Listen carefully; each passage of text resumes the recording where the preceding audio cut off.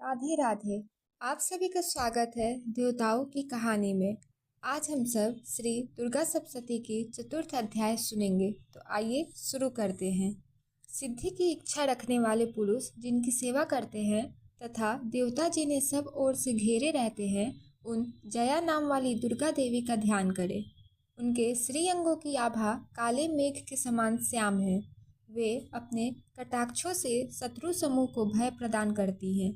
उनके मस्तक पर आबुध चंद्रमा की रेखा शोभा पाती है। वे अपने हाथों में शंख, चक्र, कृपाण और त्रिशूल धारण करती हैं।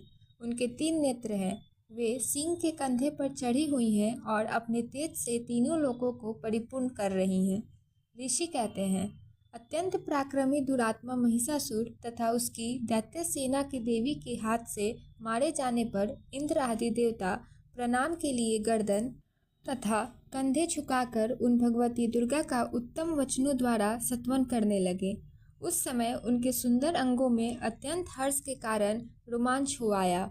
देवता बोले, संपूर्ण देवताओं की शक्ति का समुदाय ही जिनका स्वरूप है तथा जिन देवी ने अपनी शक्ति से संपूर्ण जगत को व्याप्त कर रखा है, समस्त देवताओं और महर्षियों की पूजनीय उन जगदम्बा को हम भक्ति पूर्वक नमस्कार करते हैं। वे हम लोगों का कल्याण करें। जिनके अनुपम प्रभाव और बल की का वर्णन करने में भगवान शेषनाग, ब्रह्मा जी तथा महादेव जी भी समर्थ नहीं हैं, वे भगवती चंडिका संपूर्ण जगत का पालन एवं अशुभ भय का नाश करने का विचार करें। जो पुण्य आत्माओं के घरों में स्वयं ही लक्ष्मी रूप से, पापियों के यहाँ दरिद्रता रूप से, शुद्ध अनंत कारण वाले पुरुषों के हृदय में बुद्धि रूप से, सत्पुरुषों में श्रद्धा रूप से तथा कुलीन मनुष्य में लज्जा रूप से निवास करती हैं, उन आप भगवती दुर्गा को हम नमस्कार करते हैं। देवी, आप संपूर्ण विश्व का पालन कीजिए। देवी, आपके इस अचिन्त्य रूप का, असुरों का नाश करने वाले भारी पराक्रम का तथा समस्त देवताओं और दैत्यों के समक्ष युद्ध में प्रकट किए हुए आपके अद्भुत चरित्र का हम किस प्रकार वर्णन करें। आप संपूर्ण जगत की उत्पत्ति में कारण हैं। आप में सत्वगुण, रजोगुण और तमोगुण, ये तीनों गुण मौजूद हैं, तो भी दोषों के साथ आपका संसर्ग नहीं जान पड़ता। भगवान विष्णु और महादेव जी आदि देवता भी आपका पार नहीं पाते। आप ही सबका आश्रय हैं। यह समस्त जगत आपका अंशभूत है, क्योंकि आप सबकी आदिभूत अव्यक्तता और प्रकृति हैं। देवी, संपूर्ण यज्ञों में जिसके उच्चारण से सब देवता तृप्त लाभ करते हैं, वह स्वाहा आप ही है। इसके अतिरिक्त आप पितरों की भी तृप्ति का कारण है, अतएव सब लोग आपको स्वधा भी कहते हैं। देवी, जो मोक्ष की प्राप्ति का साधन है, अचिन्त्य महाव्रत स्वरूपा है, समस्त दोषों से रहित, जितेंद्रिय तत्व को ही सार वस्तु मानने वाले तथा मोक्ष की अभिलाषा रखने वाले मुनिजन जिसका अभ्यास करते हैं, वह भगवती परा विद्या आप ही हैं। आप शब्द स्वरूपा हैं। अत्यंत निर्मल ऋग्वेद, यजुर्वेद तथा उदिक्त के मनोहर पदों के पाठ से युक्त सामवेद का भी आधार आप ही हैं। आप देवी त्रयी और भगवती हैं। इस विश्व की उत्पत्ति और पालन के लिए आप ही वर्ता के रूप में प्रकट हुई हैं। आप संपूर्ण जगत की घोर पीड़ा का नाश करने वाली हैं। देवी, जिससे समस्त शास्त्रों के सार का ज्ञान होता है, यह मेधा शक्ति आप ही हैं। दुर्गम भवसागर से पार उतारने वाले नौका रूप दुर्गा देवी आप ही हैं। आपकी कहीं भी आसक्ति नहीं है। कैटव के शत्रु भगवान विष्णु के वक्ष स्थल में एकमात्र निवास करने वाली भगवती लक्ष्मी तथा भगवान चंद्रशेखर द्वारा सम्मानित गौरी देवी भी आप ही हैं। आपका मुख मंद मुस्कान से सुशोभित है। निर्मल पूर्ण चंद्रमा के बिंब का अनुकरण करने वाला और उत्तम सुवर्ण की मनोहर कांति से कमनीय है, तो भी उसे देखकर महिषासुर को क्रोध हुआ और सहसा उसने उस पर प्रहार कर दिया। यह बड़े आश्चर्य की बात है। देवी, वही मुख जब क्रोध से युक्त होने पर उदय काल के चंद्रमा की भांति लाल और तनी हुई भौएं के कारण विकराल हो उठा, तब उसे देखकर जो महिषासुर के प्राण तुरंत नहीं निकल गए, यह उससे भी बढ़कर आश्चर्य की बात है, क्योंकि क्रोध में भरे हुए यमराज को देखकर भला कौन जीवित रह सकता है। देवी, आप प्रसन्न हो, पर आत्मा स्वरूपा आपके प्रसन्न होने पर जगत का उदय होता है, और क्रोध में भर जाने पर आप तत्काल ही कितने कुलों का सर्वनाश कर डालती है। यह बात अभी अनुभव में आई है, क्योंकि महिषासुर की यह विशाल सेना क्षण भर में आपके कोप से नष्ट हो गई है। सदा उदय प्रदान करने वाली आप जिन पर प्रसन्न रहती हैं वे ही देश में सम्मानित हैं। उन्हीं को धन और यश की प्राप्ति होती है। उन्हीं का धर्म कभी शिथिल नहीं होता तथा वे ही अपने हुष्ट पुष्ट स्त्री पुत्र और भृत्यों के साथ धन्य माने जाते हैं। देवी, आपकी ही कृपा से पुण्य आत्मा पुरुष प्रतिदिन अत्यंत श्रद्धापूर्वक सदा सब प्रकार के धर्मानुकूल कर्म करता है और उसके प्रभाव से स्वर्गलोक में जाता है। इसलिए आप तीनों लोकों में निश्चय ही मनोवांछित फल देने वाली हैं।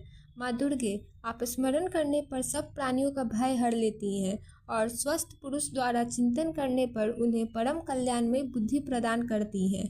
दुख, दरिद्रता और भय हरने वाली देवी, आपके सिवा दूसरा कौन है जिसका चित्त सबका उपकार करने के लिए सदा ही दायिद्र रहता है। देवी, इन राक्षसों के मारने से संसार को सुख मिले तथा ये राक्षस चिरकाल तक नरक में रहने के लिए भले ही पाप करते रहे हों, इस समय संग्राम में मृत्यु को प्राप्त होकर स्वर्गलोक में जाएं। निश्चय ही यही सोचकर आप शत्रुओं का वध करती हैं। आप शत्रुओं पर शास्त्रों का प्रहार क्यों करती हैं? समस्त असुरों को दृष्टिपात मात्र से ही भस्म क्यों नहीं कर देती? इसमें एक रहस्य है। ये शत्रु भी हमारे शास्त्रों पवित्र होकर उत्तम लोकों में जाएं, इस प्रकार उनके प्रति भी आपका विचार अत्यंत उत्तम रहता है।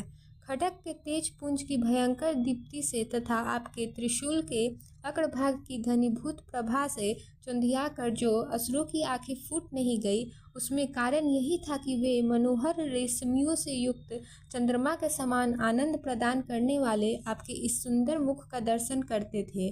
देवी, आपका शील दुराचारियों के बुरे बर्ताव को दूर करने वाला है। साथ ही यह रूप ऐसा है जो कभी चिंतन में भी नहीं आ सकता और जिसकी कभी दूसरों से तुलना भी नहीं की हो सकती, तथा आपका बल और पराक्रम तो उन दैत्यों का भी नाश करने वाला है जो कभी दैत्यों के पराक्रमों को भी नष्ट कर चुके थे। इस प्रकार आपने शत्रुओं पर भी अपने दया ही प्रकट की है। वरदायिनी देवी, आपके इस पराक्रम की किसके साथ तुलना हो सकती है तथा शत्रुओं को भय देने वाला एवं अत्यंत मनोहर ऐसा रूप भी आपके सिवा और कहाँ है? हृदय में कृपा और युद्ध में निष्ठुरता, ये दोनों बातें तीनों लोकों के भीतर केवल आप में ही देखी गई है। माता, आपने शत्रुओं का नाश करके इस समस्त त्रिलोक की रक्षा की है। उन शत्रुओं को भी युद्ध भूमि में मारकर स्वर्गलोक में पहुंचाया है तथा उन्मत्त तत्व से प्राप्त होने वाले हम लोगों के भय को भी दूर कर दिया है। आपको हमारा नमस्कार है। देवी, आप शूल से हमारी रक्षा करें।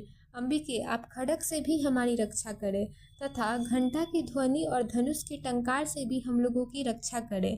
चंडिके, पूर्व, पश्चिम और दक्षिण दिशा में आप हमारी रक्षा करें तथा ईश्वरी, अपने त्रिशूल को घुमाकर आप उत्तर दिशा में भी हमारी रक्षा करें। तीनों लोकों में आपके जो परम सुंदर एवं अत्यंत भयंकर रूप विचरते रहते हैं, उनके द्वारा भी आप हमारी तथा इस भूलोक की रक्षा करें।